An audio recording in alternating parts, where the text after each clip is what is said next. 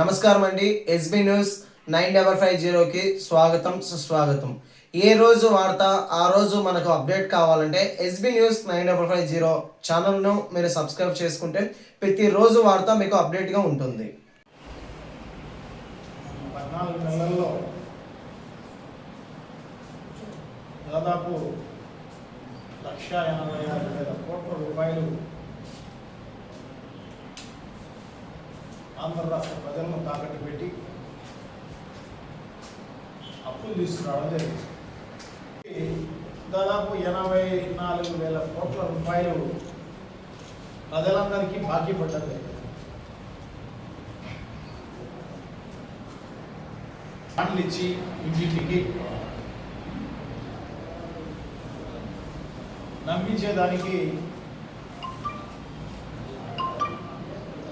నమ్మించేదానికి వాళ్ళంతా కూడా మేమంతా క్యాలిక్యులేట్ చేసుకున్నాం. బడ్జెట్ సహకరిస్తుంది, ఏమి ఇబ్బంది ఏం లేదు అంటే సంపద సృష్టిస్తాం. మేము చెప్పినట్టుగా ఇచ్చే కార్యక్రమం చేస్తాం. ఒకవేళ ఇవ్వకపోతే చొక్కా పట్టుకొని నిలదీయండి అని చెప్పేసి ప్రజాగలంలో నారా లోకేష్ చెప్పడం జరిగింది. అలాగే చంద్రబాబు నాయుడు గారు చెప్పడం జరిగింది. పవన్ కళ్యాణ్ గారు కూడా చెప్పడం జరిగింది. బీజేపీ వాళ్ళు పాల్గొనలేదనుకోండి. ఆ కూటమిలో ఉన్న పార్టీ దీనికి సంబంధించి మిగతా ముగ్గురు పెద్ద ఎత్తున హామీలు ఇచ్చి ప్రజలను మోసం చేసి ఓట్లు దండుకొని అధికారంలోకి వచ్చి ఇంత దారుణంగా ప్రజలు మోసపోయినారని చెప్పేసి ప్రజలందరూ కూడా ఈరోజు అందరూ చింతించే కార్యక్రమం జరుగుతుంది. ఊరికే పాలించి ఆవును పోగొట్టుకుని జగన్మోహన్ రెడ్డి గారిని తన్నే గాడిద దున్నపోతులను తెచ్చుకున్నాము అని చెప్పేసి ప్రజలందరూ బాధపడతారు. ఈరోజు గడప గడపకు చేయడం జరుగుతోంది బాబు షూరిటీ మోసం గ్యారెంటీ అని. సో ప్రజలు చెప్తున్నారు మోసం గ్యారెంటీ కాదు సార్, మాకు నిజంగా అన్ని రకాలుగా అబద్ధాలు గ్యారెంటీ, కరువు గ్యారెంటీ, మోసం గ్యారెంటీ అమ్మేయాల్సిందే అని చెప్పి ఈ రాష్ట్రాన్ని ఎప్పుడో అమ్మేస్తున్నారు. ఎందుకంటే 13-14 నెలల కాలంలోనే 1,86,000 కోట్ల అప్పు ఒక్క సంక్షేమ కార్యక్రమానికి ఇచ్చిన పరిస్థితి లేదు. ఈ రాష్ట్రాన్ని అభివృద్ధిలో భాగంగా ఏమైనా ఖర్చు పెట్టిన పరిస్థితి లేదు. అంత మోసం, అన్ని లంచాల కోసం, అవినీతి కోసం అంతా కూడా ఖర్చు పెట్టే లంచాలు, కమిషన్లు, దానికి ఖర్చు పెడతామరేమో కానీ నిజంగానే శ్వేతపత్రం రిలీజ్ చేయాల్సిన అవసరం తప్పకుండా ఉంది. దీనిపైన ఎంత అప్పు చేసినారు, ఏదానికి ఖర్చు పెట్టినారు, సకాలంలో ఉద్యోగస్తులకు జీతాలు ఇస్తున్నారంటే అది లేదు. దాదాపు ఉద్యోగస్తులకు అరియర్స్ దాదాపు 34,000 కోట్ల రూపాయలు ఈరోజు అరియర్స్ ఉన్నాయి. వాళ్ళకు ఏమి ఇచ్చిన పరిస్థితి లేదు. ఈ 84,000 కోట్ల రూపాయలు బాకీ పడ్డమే కాకుండా ఉద్యోగస్తులకు 34,000 కోట్ల రూపాయలు బాకీ వాళ్ళకు. ఈ రకంగా చాలా దారుణం చేస్తున్న పరిస్థితి. సో ఈ అచ్చెన్నాయుడు ద్వారా లీక్ ఇవ్వడం జరిగింది. ఈ రకంగా ఇంకా ప్రజలే ఆలోచించుకోండి అని చెప్పేసి ఇది ప్రజలందరికీ తెలుసు, చంద్రబాబు నాయుడు గారికి తెలుసు, అచ్చెన్నాయుడికి తెలుసు, అందరికీ కూడా తెలుసు ఇవన్నీ అమలు చేసింది కావని. కానీ అమాయకంగా ప్రజలు నమ్మి మోసపోయి ఓట్లేసిన పరిస్థితి అన్నమాట. చాలా దారుణం. ఎందుకంటే 13 నెలల కాలంలో దాదాపు 19,500 రూపాయలు వాళ్ళకి ఇవ్వాల్సింది. ఈ ఆడబడి నిధి కిందనే మహిళలకు 18 ఏళ్ళు నిండిన వాళ్ళందరికీ 59 ఏళ్ళు వరకు వాళ్ళకి ఇచ్చేది అన్నమాట.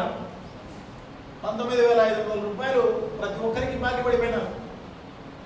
అది మొదటి సంవత్సరం ఇచ్చినంటే దాదాపు 34,000 కోట్ల రూపాయలు ఇచ్చి ఉండాలి. మహిళలకు ఎగరగొట్టడం జరిగింది. మొన్న తల్లికి వందనం అని అరాకొరాగా ఇవ్వడం జరిగింది. అది కూడా వైఎస్ఆర్ కాంగ్రెస్ పార్టీ నాయకులందరూ కూడా పెద్ద ఎత్తున రాష్ట్ర వ్యాప్తంగా ఉద్యమం చేస్తే దానికి అరాకొరా ఇచ్చే పరిస్థితి. ఎలక్షన్లలో గొప్పగా చెప్పడం జరిగింది. కటింగులు లేవు, ఆంక్షలు లేవు, ఎంతమంది పిల్లలు మందికి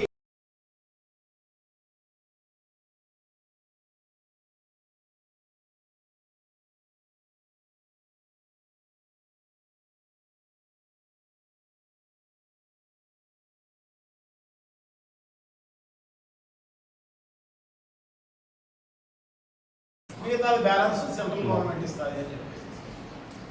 ఇంకో కొంతమందికి 4,000 పడింది, ఇంకొకటికి అంతా వేసినారు. ఇవన్నీ కూడా చెప్పాల్సిన అవసరం ఉంది. తల్లికి వందనం అయిపోయింది, ఇచ్చేసినామని చెప్తున్నారు.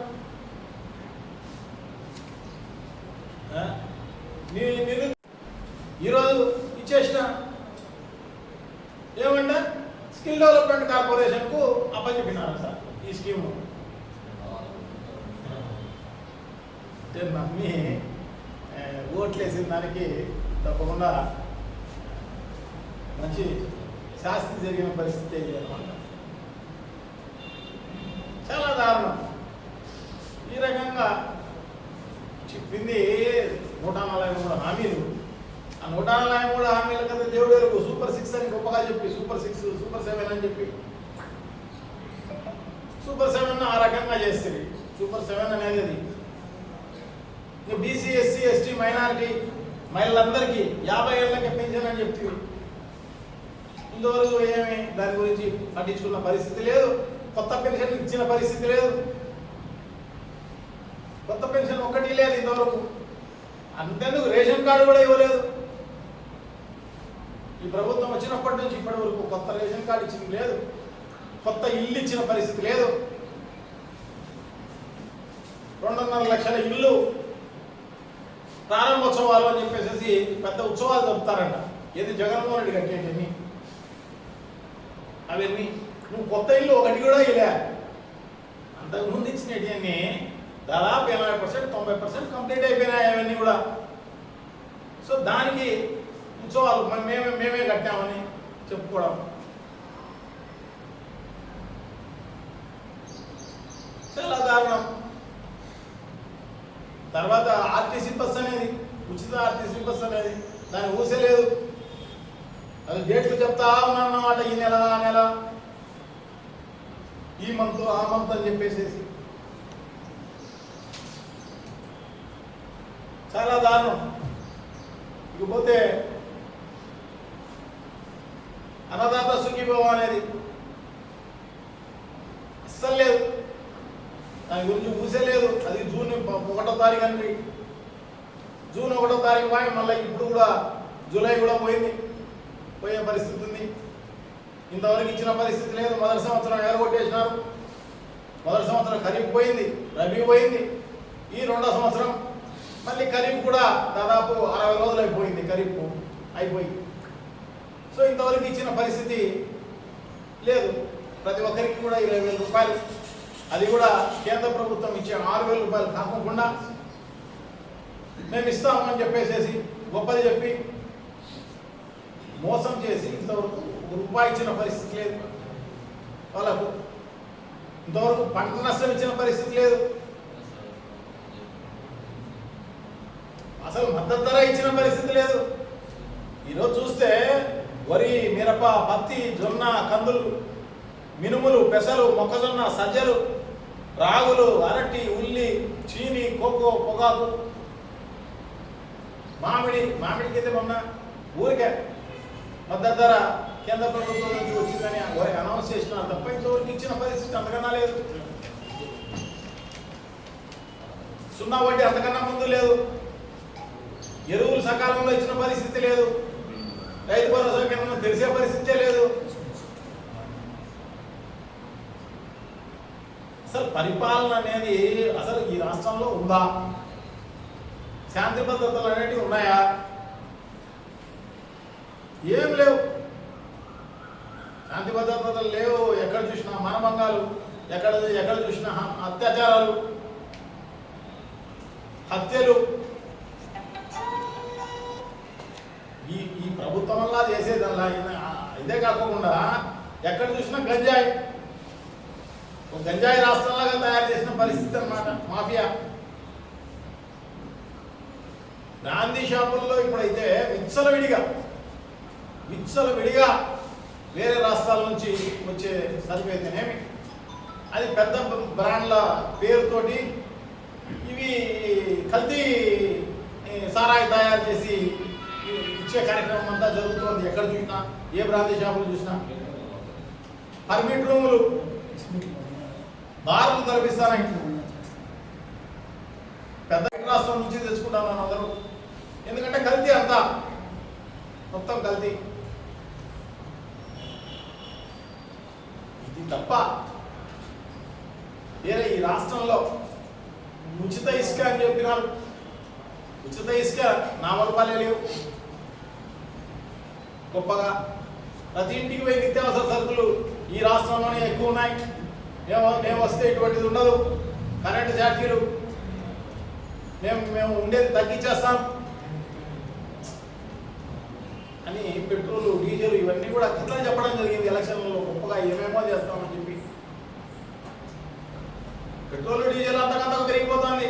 కరెంటు ఛార్జీలు అయితే ఎప్పుడో ఛార్జెస్ అని అది ఎంత వస్తుందో తెలియదు. చాలా దారుణం. నిత్యావసర సరుకులు అయితే అందుబాటులోనే లేని పరిస్థితి ఈ రాష్ట్రంలో జరుగుతున్నది. పరిపాలన అనేదే లేదు అసలు.